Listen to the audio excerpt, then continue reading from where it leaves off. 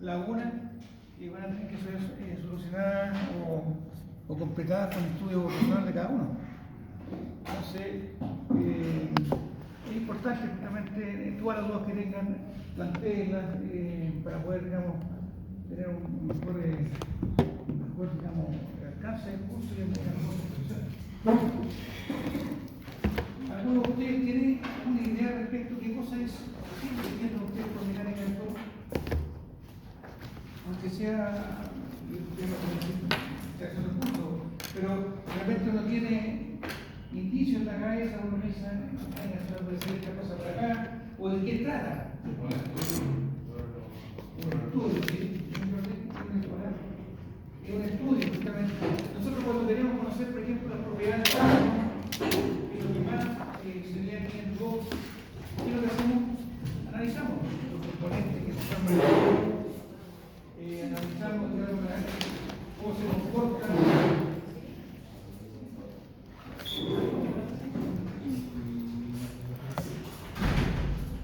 Analizamos cómo se comporta el material. O sea, lo fundamental para poder conocer, digamos, conocer bien la mecánica del suelo es conocer cómo se conforma el material.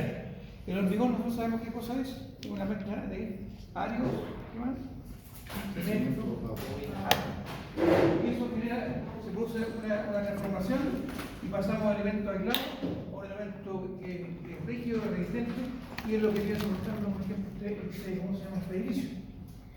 Y tiene una vida útil que puede variar de 50 a 100 años dependiendo de cómo se trate y cómo sea la utilización.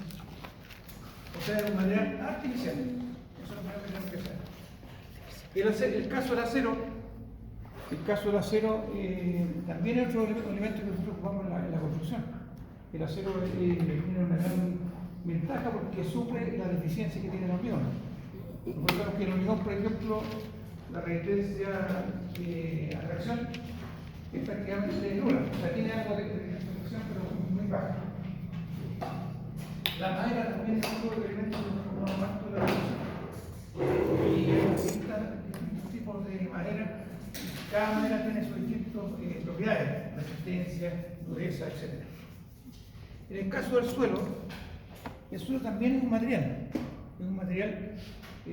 como tal, que no es, a ver cómo podríamos decirlo, yo podría decir, yo tengo un suelo, o sea, un hormigón tipo G30, un hormigón tipo G25, yo puedo decir así, a ciencia cierta, de acuerdo a algunos ensayos, si yo tengo, por ejemplo, un hormigón G30, que este debería tener una resistencia a la compresión de ¿cuánto? No, en el caso de 300 kilos por segundo cuadrado. O sea, uno ya se lo conoce. En el caso de un acero, por ejemplo, siempre estamos hablando de un acero, una 63, 42 años, que se usa para, ¿cómo se llama? Para el hormigón. Uno puede decir inmediatamente el sigma de rotura, sigma último, son 6.300 kilos por centímetro cuadrado. Y en base a esto uno puede decir que la tensión de influencia, o sigma Y, con Y, son 4.200 kilos por centímetro cuadrado. Esos son materiales que ya están muy bien estudiados. Y obviamente cuando uno calcula una tensión invisible, que generalmente para el caso de flexión es 0,6 veces el sigma de influencia. 0,6 por 1.200 creo que dan 2.800 y algo. Verifíquenlo, creo que es 2.880 kilos por centímetro cuadrado. Ahora, ¿qué es lo que pasa? Todos estos materiales se conocen bien. Estos materiales. Hay muchos estudios respecto a eso. Ahora, en el caso de los suelos, es un poco más complicado. O sea, uno puede tener un suelo que conocemos acá en Santiago, y uno se mueve, por ejemplo, 2 kilómetros más allá, encuentra suelo parecido, pero no tiene las mismas propiedades. O sea, uno tiene que estar analizando caso a caso para ver las propiedades que tiene el suelo. Acá uno no puede decir. Yo podría decir, así a ciencia cierta, dando valores así promedio, que por ejemplo la roca, que yo quiero ponerle valores, la resistencia de una roca material.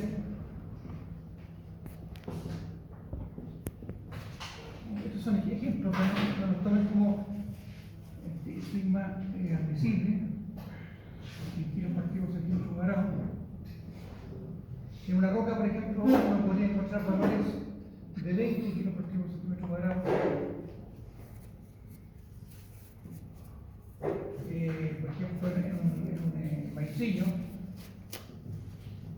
podría llegar hasta 3 kilos partículas centímetros cuadrados.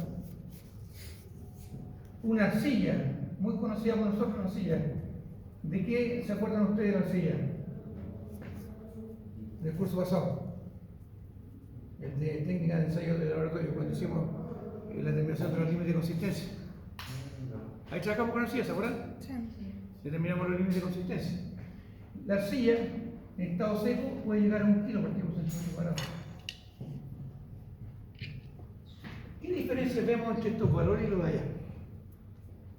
Y eso se sabe en estos números. Sí, pero aparte de eso, ¿por qué? Arcilla 1 kilo, acero 2800 kilos. Hay una diferencia de más de los valores. Eso significa que yo con secciones pequeñas puedo resistir la carga que está haciendo el suelo. Pero el suelo, como tiene resistencia muy baja, ¿qué nos va a hacer pensar? ¿Las zapatas van a tener que ser chicas o grandes? Van a tener que ser más o menos importantes. ¿Por qué razón? Porque la resistencia que manejamos, imagínense para el caso mejor, un suelo rocoso, yo diría que el mejor suelo que hay. Entonces 20 kilos, en el mejor del caso puede llegar a 70, 80 kilos de resistencia de la compresión. Pero no va a llegar a 300 ni a 3.000. Entonces, ¿qué significa eso? Si yo tengo, por ejemplo, vamos a utilizar esto, un ejemplo muy burdo, pero muy burdo, digamos que lo único que pretende es hacerlo entender a ustedes de que estamos hablando. Supongamos que tenemos una edificación, que esta edificación tiene un peso total de 30.000 kilos. Esto es un ejemplo, así que no. Hay muchas simplificaciones que estoy empleando, pero no importa. Lo que me interesa a mí, básicamente, ¿qué cosa es? Es poder hacer entender a ustedes que las zapatas dependen fundamentalmente de la resistencia del suelo.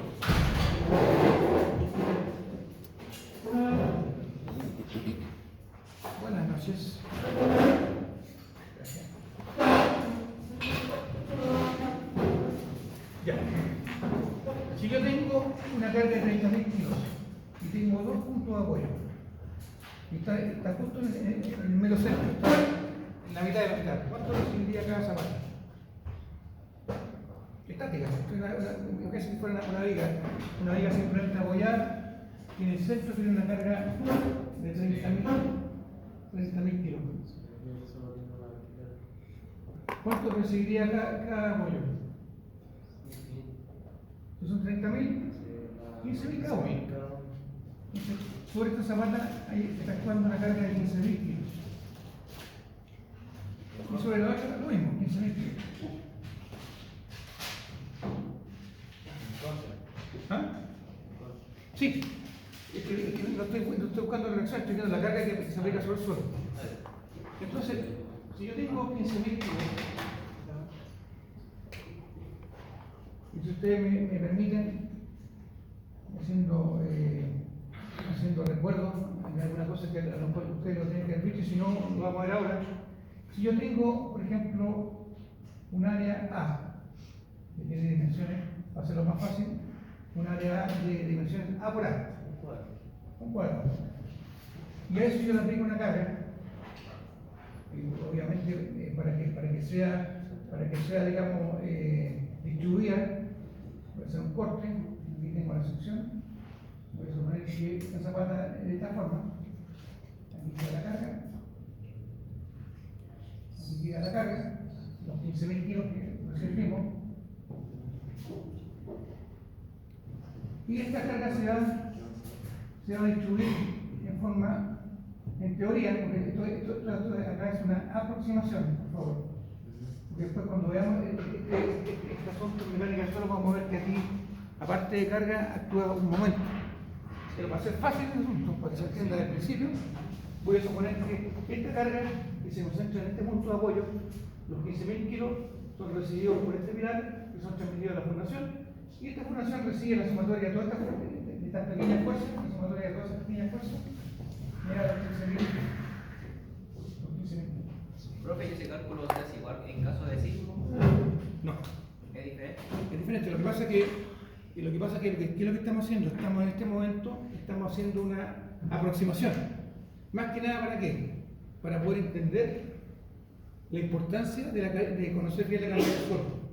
Porque en base a eso, ¿qué es lo que vamos a hacer? Si tenemos una carga de 15.000 kilos, va a ser distinto si yo tengo un apoyo de roca, un apoyo de maicillo, un apoyo de arcilla.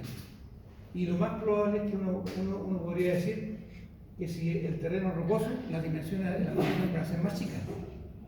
Si el terreno es arcilloso, las fundaciones van a tener que ser más grandes. A eso apunto yo con este asunto. No sé si les queda claro todo. ¿Atrás? ¿Todo? Entonces, ¿qué es lo que pasa? Esta es la carga que tengo yo. Hay un concepto que a lo mejor ustedes lo han aprendido con los otros profesores, que la tensión, ¿cómo se llama tensión? Es el cociente entre la carga dividido por el área. Entonces esto vamos a colocar aquí, carga dividido por el área. Entonces en este momento yo tengo 15.000 kilos que están soportados por un área de A por A. El área, ¿a cuánto sería igual? Igual A, igual el lado A por el lado A. O sea, en este caso, como una zapata cuadrada, es A cuadrado. ¿Ya? Entonces, yo podría, ocupando eso, podría decir mi carga son 15.000 kilos. Mi área son A al cuadrado. Y aquí falta un elemento que considerar. Supongamos que estamos considerando un suelo tipo arcilloso. Suelo existente arcilloso. Eso implica, de acuerdo a la tabla que pusimos ahí, que mi sigma invisible va a ser 1 kilo partido por centímetros cuadrados. ¿Ya? O sea, ¿qué significa eso? Que si yo supero el kilo, el suelo va a fallar. Se va a deformar, se va a sentar. O sea, no va a ser capaz de soportar la carga. Entonces yo lo que tengo que hacer, en base a eso, es determinar el ancho mínimo que debo tener para que la tensión que estoy aplicando al suelo sea menor a la admisible. O sea, si yo esta fórmula que está acá, el espejo, el área, voy a tener que 15.000 dividido por A cuadrado, y acá tengo el 1 kilo partido por centímetro cuadrado. Para que no falle, ¿qué símbolo tiene que ir entre medio de los dos? No, esta es la tensión, y esta es mi tensión admisible. Para que no falle la fundación, este valor de acá debe ser mayor o menor que este. Menor. Tiene que ser menor, ¿verdad? O sea, mi valor de acá tiene que ser menor a 1 kilo por centímetro cuadrado. Porque si me da mayor a 1 kilo por centímetro cuadrado, ¿qué es lo que va a pasar con el suelo? Va a ser Va a fallar, justamente. Entonces acá yo podría despejar que A cuadrado tiene que ser mayor, paso este para acá dividiendo a 15.000 kilos partido por 1 kilo partido por centímetro cuadrado. Aquí se simplifican los kilos y acá esto me da 15.000 centímetros cuadrados, de donde yo podría despejar que mi valor A tiene que ser mayor que la raíz cuadrada de 15.000. ¿Y eso cuánto nos da?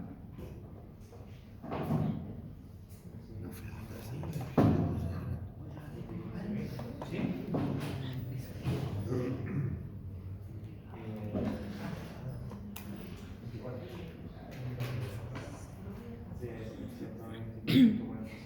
O sea, da como aproximadamente 123 centímetros. Sí. Aproximadamente. O sea, si yo tengo una zapata, aquí estamos, por eso, porque yo no estoy diciendo que aquí hay varias aproximaciones que tenemos que considerar. Primero, yo estoy suponiendo o despreciando el peso de la zapata, lo cual es un error. Pero la idea, aquí apunta esto, es entender el concepto de la importancia del suelo. No sé si lo entienden, en qué sentido. De ahí yo puedo determinar el ancho mínimo que tiene que tener esa zapata para que pueda soportar. Si yo hago una zapata de 1 metro, ¿qué es lo que va a pasar? Va a fallar. Si hago una zapata de 1 metro, no va a hacer nada, voy a gastar más plata, pero no va a fallar solo. Entonces ese es el concepto.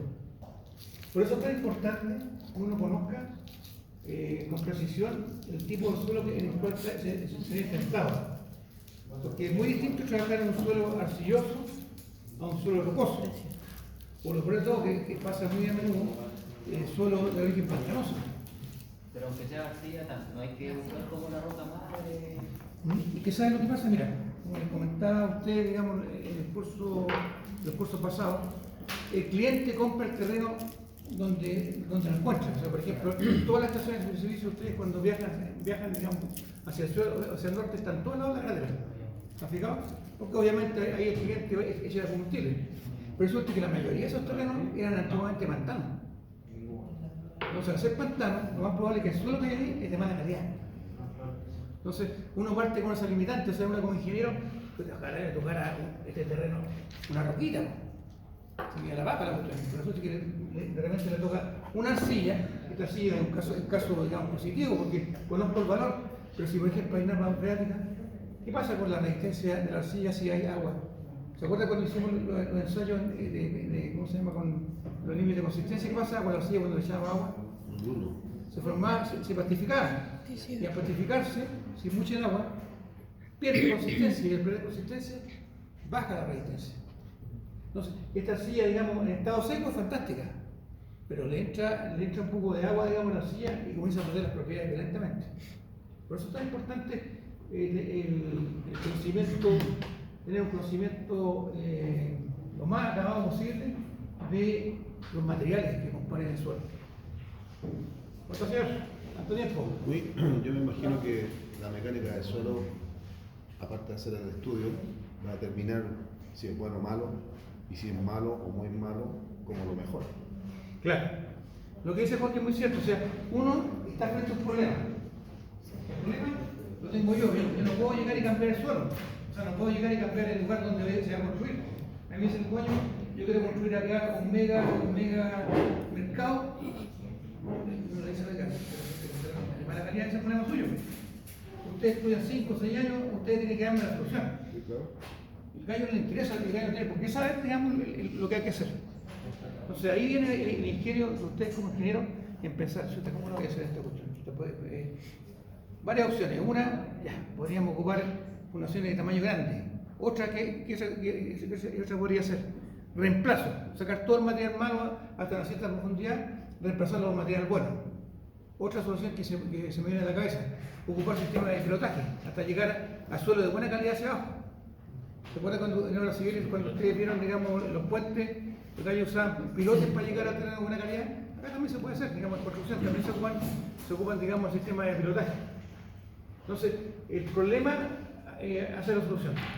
En la medida que uno va conociendo el enemigo, entre comillas, del suelo, va buscando la solución para poder sacarle partido y poder ejecutar la obra que uno está imaginando.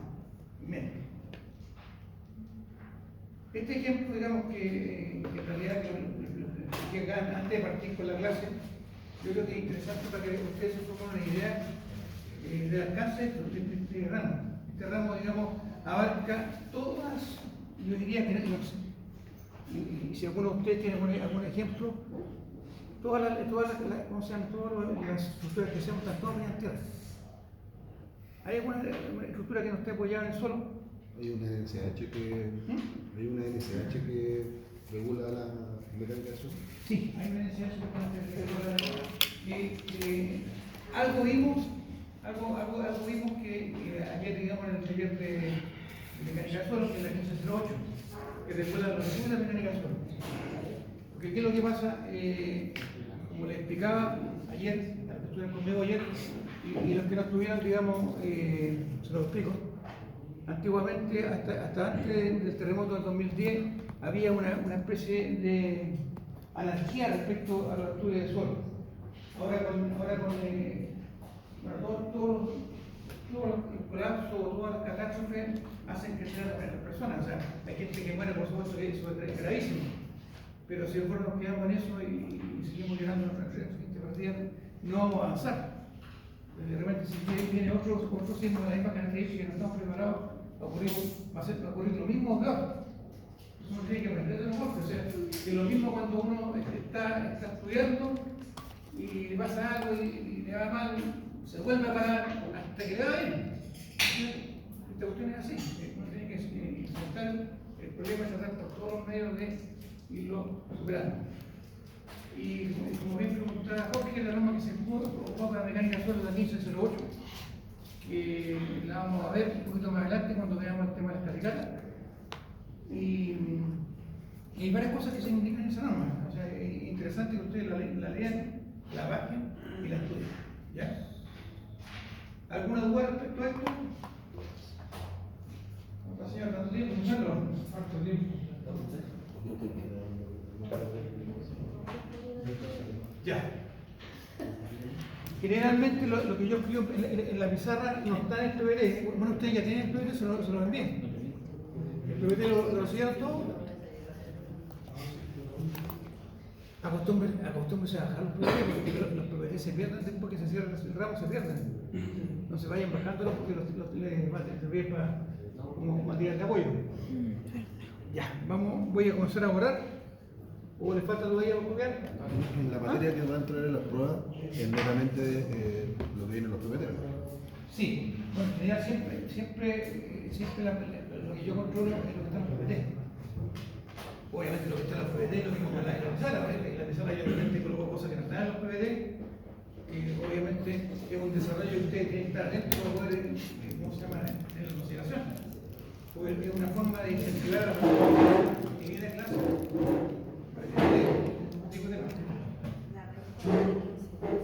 Es mala la señora que tampoco es falta de comunicación en todos los salvo en el auditorio que ellos tienen una patente. Ya. Voy a borrar entonces con la presentación. Ustedes me van parando cuando ocurren, digamos, algunas cosas que no las entiendan y nosotros vamos a llegar hasta donde lleguemos. Esta presentación es bien larga, si ustedes la bajaron se dan cuenta que son como 60... 66. Bueno, gracias. Yo le voy a imprimir. No es difícil que la alcancemos a ver toda, pero preferí pasarla porque cuando se termine la clase ustedes me dicen que vamos tal y la próxima clase seguimos con tal de eso. ¿Ya?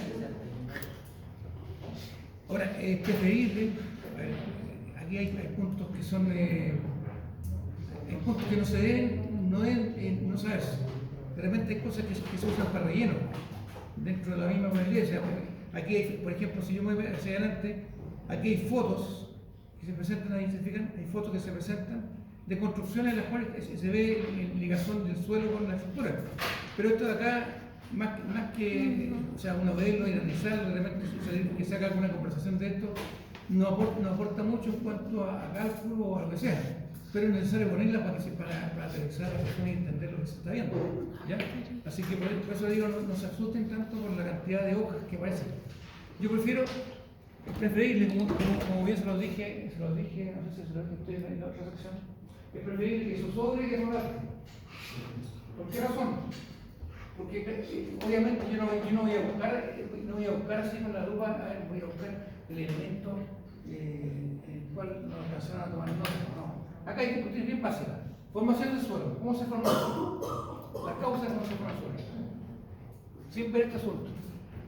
Originan los suelos. Los suelos cómo se originan por métodos físicos. ¿Método físico qué cosa es? Erosión. Ustedes lo ven todos los inviernos cuando se producen los aluviones, nos quedamos sin agua una semana porque el sistema está tan malo que a veces cuando se colmata el agua y tenemos que estar yendo a buscar el agua de energía, pero eso mismo produce reacción material. y en madera se arrastra, la roca se arrastra, y al golpearse la roca con la roca, ¿qué es lo que pasa? Se va redondeando, se va rompiendo y se va redondeando. Se producen, digamos, lo que se llaman las partículas redondeadas. ¿Ya? Ese es uno de los elementos que produce el suelo. El otro es el viento. Por ejemplo, todo el movimiento de las partículas fino, digamos, arena fina, van lijando la corteza de los cerros y se va produciendo suelo. El otro son los desprendimientos de todas estas masas de agua que hay. ¿Aluviones? Aluviones también, pero no estas napas de agua, no napas de agua, sino los glaciares. Arrancan pedazos de tierra y todo eso. Pero eso lo vamos a ver a continuación. Pero aquí apunto con lo que estoy diciendo. Las preguntas van a ser de ese estilo, o sea, ¿en qué sentido? Tipo de suelo.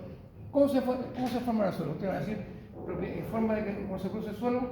Hay formas que son físicas, que solamente aquí son probabilidades físicas las que producen eso.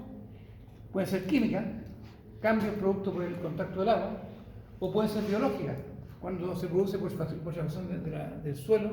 Por ejemplo, ustedes saben todo lo que se produce con las raíces se van metiendo en el suelo y van destruyendo las capas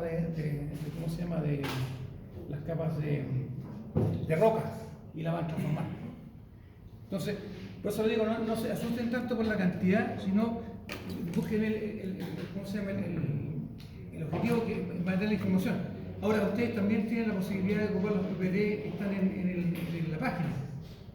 Lo pueden hacer, pero yo les recomiendo, usen el que les envío yo. Si yo voy a evaluar todos los PPT que hago yo, ¿ya? Se agradece al grupo, digamos, que ellos publiquen sus PPT. Hay muchas cosas que están de los PPT míos que los he sacado de ahí. Yo no voy a inventar la pólvora, hay que aprovechar lo que hay ahí. Así que eso es. El temario para esta clase, la que viene, básicamente, ¿en qué consiste? Vamos a ver una introducción, y en cierta medida ya la vimos acá, al ver, digamos, este ejercicio, pero vamos a ver una introducción un poquito más acabada. Los tipos de problemas de ingeniería que nosotros vamos a resolver con la mecánica de suelo, el origen de los suelos, que en cierta medida lo copié en forma muy rápida al hacer ese pequeño preámbulo, la caracterización de los suelos, la clasificación de los suelos. Clasificar los suelos, ¿en qué sentido? Por tamaño, por resistencia. Aquí, por ejemplo, cuando yo coloqué la resistencia de los suelos, estaba haciendo una clasificación del suelo por resistencia. ¿Se fijan?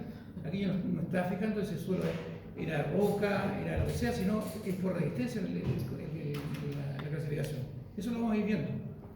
Y en el punto 6 vamos a llegar a lo que es prospección de suelo, a lo que estamos viendo en el laboratorio, las calicatas, la famosa calicata que tienen que hacer ustedes, digamos que de cierta manera yo sé que es una joda, pero en cierta forma a ustedes los ayuda y los mete dentro de la materia de mecánica de suelo. Después, definición de los materiales que componen el suelo y finalmente otro tipo de prospección que son los sondajes.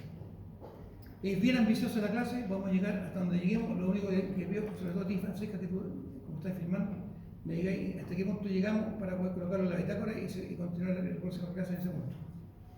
Partamos. Los objetivos. Los objetivos de este curso son 3. Son muchos más los objetivos, pero lo agrupamos en 3. Tenemos por un lado comprender la importancia de la mecánica de suelo en la construcción. No sé si alguno de ustedes, de acuerdo a la luz de lo que hemos hablado, de la importancia de la mecánica de suelo en la construcción. Aquí, que me lo diga con sus palabras, porque esa es técnica. Le encuentran, digamos, a esta materia la importancia que corresponde. O sea, de verdad, no de la paz. O sea, porque lo que pasa es que de repente yo tuve alumnos el semestre antepasado, yo iba a ese curso no sirve para nada, profesor, ¿para qué lo hace? Sí, yo cuando trabaje nunca me voy a dedicar a laboratorista. Está bien. La mecánica de suelo es fundamental para la construcción. Es fundamental. O sea, eso no hay construcción sin mecánica de suelo. Justamente. Eso es lo que quiero más que nada. O sea, a ver, una cosa es que realmente uno tiene un objetivo y quiere llegar luego a su objetivo. Pero hay ciertas materias que uno tiene que tomarle un cierto cariño, aunque les cueste más, porque todo está basado en esto. O sea, cualquier proyecto que ustedes construyan, ustedes se acuerdan de los otros ramos atrás, generalmente a ustedes le entregaban la especificación técnica y le entregaban, ¿qué otro documento le entregaban? junto con la apreciación técnica, La mecánica de suelo. una mecánica de suelo. Casi todos los proyectos que sean, a menos que sean proyectos de remodelación, que haya que pintar un sitio, que no tenga nada de construcción, generalmente va a venir acompañado con una mecánica de suelo. Entonces, ustedes no van a hacer mecánica de suelo, pero tienen que ser capaces de agarrar ¿cómo se llama? Ese documento y analizarlo. A ver, este compadre estimó que esta cuestión tenía una resistencia a una arcilla de 6 kilos. Puta, pero el profesor me dijo que la arcilla daba 1 kilo. No está la mala esta cuestión.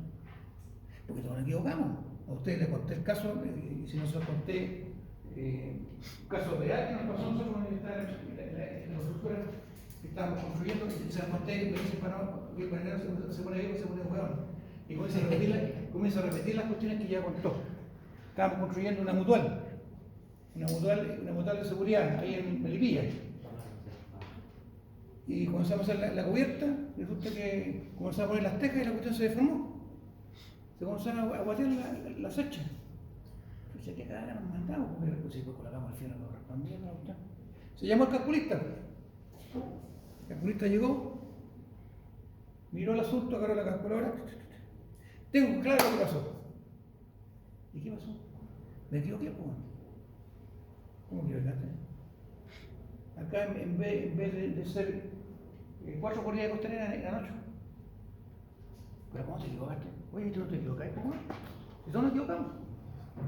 O sea, a eso apunta el asunto. O sea, ustedes de repente van a agarrar un informe de mecánica de suelo, o un informe que sea, lo pueden revisar y de repente lo que van a encontrar ahí les va a llamar la atención. Van a decir, este no será un poco alto. Y lo peor que pueden hacer es quedarse callados, realmente, o sea, sin echarle mierda al fuego, sino hacer la pregunta, por favor, confirmar valor de resistencia del suelo. Acá yo voy a decirle, sí, perfecto, se confirma, pero ustedes ya quedaron con la espina sacada de la mano. Eso es lo que tienen que hacer. O sea, lo que aprendan acá en este ramo y en los otros ramos, ustedes tienen que agarrar esa experiencia y plasmarla en lo que están haciendo. O sea, aquí se supone que todos los profesores que están acá tratan de entregar lo mejor posible que tienen. Podemos tener miles de ripios, miles de efectos, pero tratamos de entregar todo lo que mejor tenemos. Y muchas veces nos obliga a nosotros mismos, en el caso mío, yo le digo, este ramo, la última vez que lo dicté, o sea, el semestre pasado, fue hace 12 años atrás, y lo volví a dictar el año pasado. Pasaron 12 años de la última vez que lo dicté. Entonces, bueno, se nos olvidan las cosas. La constante de uno, de ustedes como profesionales, es día a día estarse perfeccionando. Y no como algunos colegas dicen, no, si no es necesario, si la ingeniería no cambia tanto. Es un error garrafal. Es lo mismo que el médico que no participa en seminarios o estudia. A ustedes les va a hacer lo mismo, ustedes van a salir de todo como ingenieros. Y de repente van a volver acá. Van a volver de repente a ver contacto. A mí me ha pasado, alumnos que han sido míos, que llegan, oiga, el profe, ¿sabe qué? ¿Me podía explicar esto? Otros alumnos que vienen a decir, oiga, ¿sabe lo que me enseñó? Me sirvió. Entonces, es importante eso que ustedes también lo aquilaten. Entonces, comprender la importancia de la mecánica de suelo en la construcción, extrapolar los conocimientos impartidos en cátedra al uso en laboratorio y terreno. Por eso se hace aquí el ramo de mecánica de suelo junto con el laboratorio. Porque yo lo que no puedo mostrarle con las manos, tengo que hacerlo en el laboratorio. Manejar criterios, normativas y especificaciones en el ámbito geotécnico. Esos son los objetivos que persigue este curso. Y eso es lo que vamos a tratar de hacer en las clases que vamos a ir dictando más adelante. Sigamos para adelante. Bibliografía. Acá. Voy a los títulos. Antepasado no lo dijo. El libro que tiene que ser para ustedes de Gamboa es ese libro. Es malo que lo diga porque eso me obliga a mí a buscar otro texto. La mayoría de los ejercicios que están en la guía, digamos, de la clase salen de aquí. Y más de algún ejercicio de prueba sale de aquí. Yo me di cuenta de eso cuando a mí cuando yo volví acá me pasaba el curso y yo comencé a revisar. A ver, este ejercicio viene en el Rajadas. Este libro es bien bueno. Y no es necesario que encuentren la 7ª edición. La 4ª edición igual sirve. Hay muy pocos cambios. Digamos, en la web pueden encontrar el PDF, este texto, digamos, en la 4ª edición, en español. El otro texto de lo que está acá, que se lo recomiendo para que lo lean, yo lo tengo en papel, es el libro Mecánica de Suelo y Cimentaciones de Carlos Crespo Villalaz. Es un mecánico de suelo de origen mexicano, y es un libro bien bueno, bien bueno. ¿Ah? Mira, yo lo que no aconsejo, es un consejo que lo voy a decir acá, por favor no lo transmitan. Yo casi la mayoría de los textos que tengo yo lo bajo. O sea, a mí no me asusto cómo va a estar comprando libros, va a estar comprando libros, ustedes tampoco. ¿Sabes cuánto cuesta una norma chilena? La norma de ISH 1515, la más chiquitita para terminar la unidad. Por ahí, vale 45 pesos. Por 5 hojas me va a llevar 45 hojas. ¿Y en Plaza de Armas? ¿Ah? ¿Qué cosa? Claro, lo que pasa, por eso les digo, hay sitios en los cuales uno puede bajar la información, obviamente no va a ser la última información. En el producto debería dar información, o sea, véanlo. Y yo, como les digo, yo he tratado de ir acumulando esa información.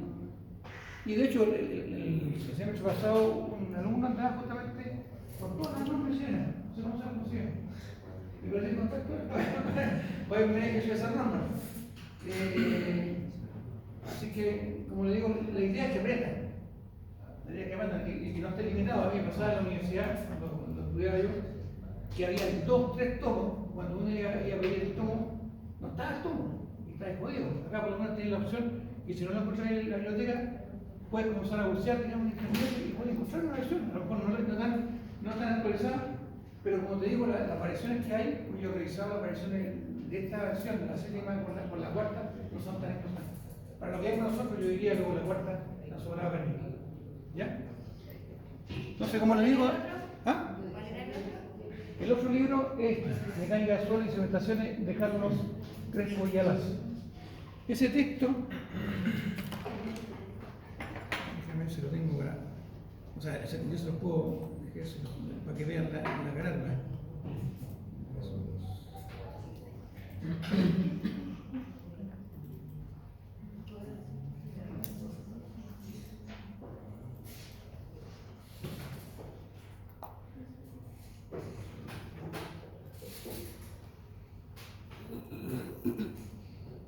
Este es el texto de Crespo Villalaz. Esta es la cuarta edición, creo que van en la octava. De hecho, yo conversando con Cristian Narváez, que es profesor de acá de la escuela, se encargó el libro, me costó como 70 lucas. Y yo revisé el libro, me lo pasó, lo revisé, comparativo con este, que es la cuarta edición, y lo único que cambiaba era una apéndice que se agregaba al final. El resto era exactamente igual. Lo tuve en las manos, lo revisé, o sea, por eso digo, de repente no se compliquen, a veces la versión que tienen es tan adecuada o igual. Este texto, como digo, es bueno que lo tengan para que lo lean, lo entiendan. ¿Ya? Sigamos. Acá está. Bien. Después, bueno, acá hay texto que ya ustedes conocen, que lo vimos en el semestre pasado, la carretera con una noche, especialización técnica y método de muestreo. Y este curso conviene que lo vean, que les va a servir también para el curso de laboratorio, curso de laboratorista ideal, volumen 3. Estos son cursos chilenos, o sea, digamos, no son jerga mexicana, colombiana, son cursos de origen nacional. Así que es bueno que se lo consigan. Eso también yo lo encontré, digamos, en la red. A lo mejor no sería la última versión, pero lo encontré. Y por otro lado, tenemos las famosas normas, las que decíamos que las normas de oro. Las normas de oro, las que vamos a ocupar, fundamentalmente van a ser esas normas que están ahí. La 1508, Geotecnia, Estudio de Mecánica de Suelo. Esa es la que se va a crear fundamentalmente para el tema de las calicatas, de los estudios de suelo. La 1515, la determinación de la humedad, que nosotros la vimos el año pasado en el curso de técnica de ensayo laboratorio. La 1516, determinación de la densidad de terreno, que no la vimos el año pasado. La 1517, que la vimos el año pasado cuando vimos los niveles de consistencia, ¿se acuerdan? La 1532, determinación de densidad de partículas sólidas, no la hemos visto. Aquí están nombradas todas. Todas están acá, ustedes las pueden googlear o o bien conseguirse en la biblioteca del bosque, deberían tenerla. O sea, si está en el temario, deberían tenerlo.